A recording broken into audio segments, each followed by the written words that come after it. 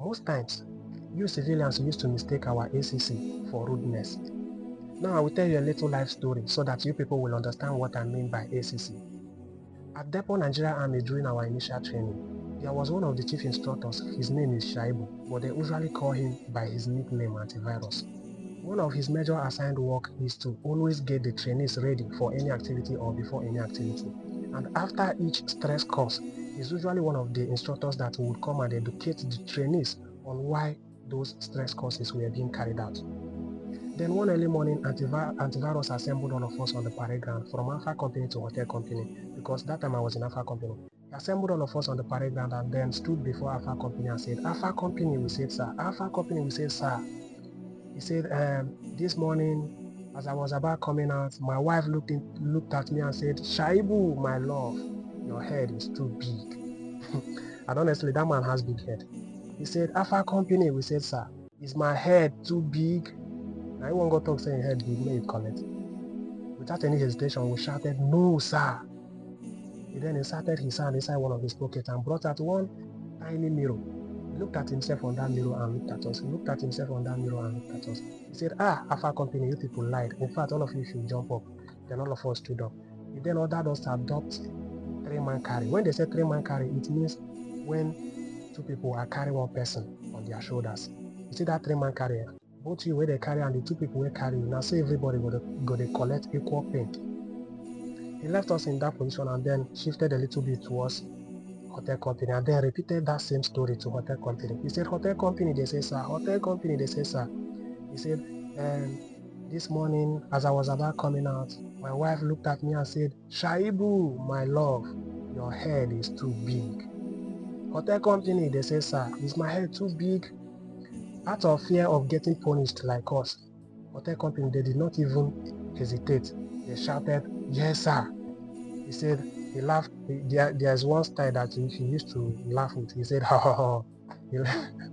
He said, okay, you people actually say the truth, but all of you should also jump up. Then they stood up. He then ordered them to adopt Nyan Shop. When they say Nyan Shop, this is what they mean.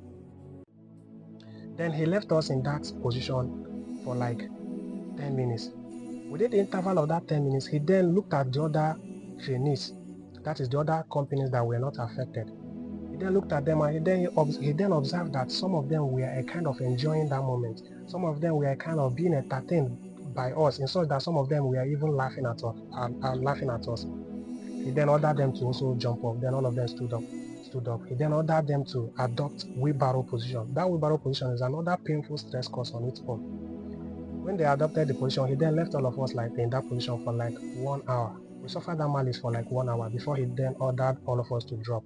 When all of us dropped, he then assembled us in a closer form and then stood at our center. He then told us that there are these 3 things that has no place in the military. He said that number 1 is bias or sentiment, that is being biased or being sentimental. And number 2 is lack of courage or cowardliness. And number 3 is self-centeredness or greediness or lack of cooperation. He said that those 3 things are bigger offenses in the military, and all of us were guilty of them, and that's why he punished all of us.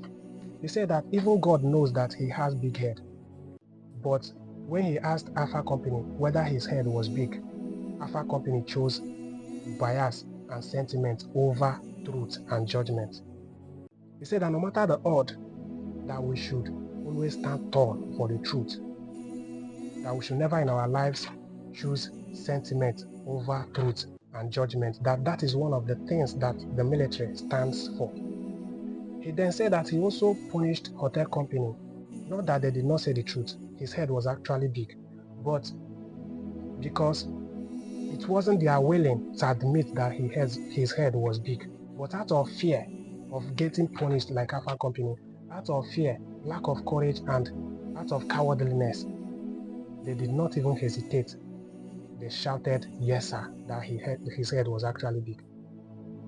That he punished them due to that cowardliness.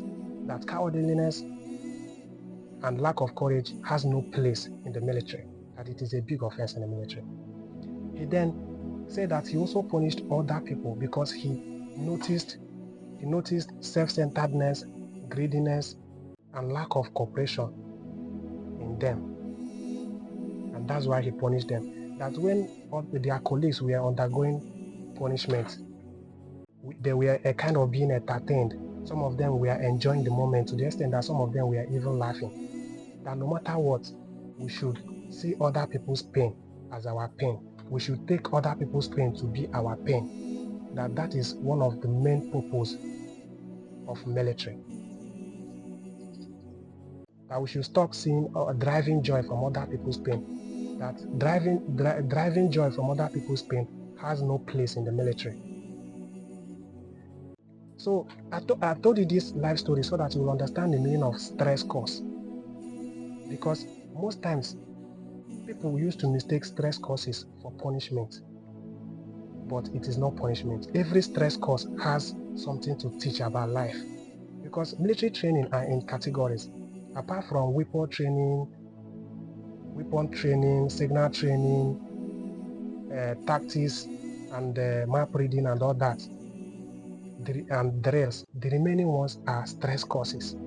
And each stress course has something to teach about life. If you observe every soldier in every part of the world, if you observe any military man, you must see these 6 characters in him. And those 6 characters are being implanted into him or her through stress courses. Those 6 characters are: 1. Discipline, 2. Selflessness, 3. Agility, 4. Confidence, 5. Courage, and 6. Obedience or loyalty. And there are these 3 characters that stress causes must remove from every military man. You can never see these 3 characters in every military man. Those 3 characters are: 1. Rudeness, 2. Cowardliness or lack of courage, and 3. Self-centeredness or greediness. Those 3 things, you can never see it in any military man. You see, out of those 6 characters, there is what we call ACC. Most times, you people, especially civilians, used to mistake this ACC for rudeness. That ACC is just agility, confidence, and courage. You see, that agility, confidence, and courage, it makes a military man seem as if he's a kind of harsh. And in most cases, civilians used to mistake that agility, confidence, and courage for rudeness. See, no military man is rude. No military man is self-centered or greedy. And no military man is a coward.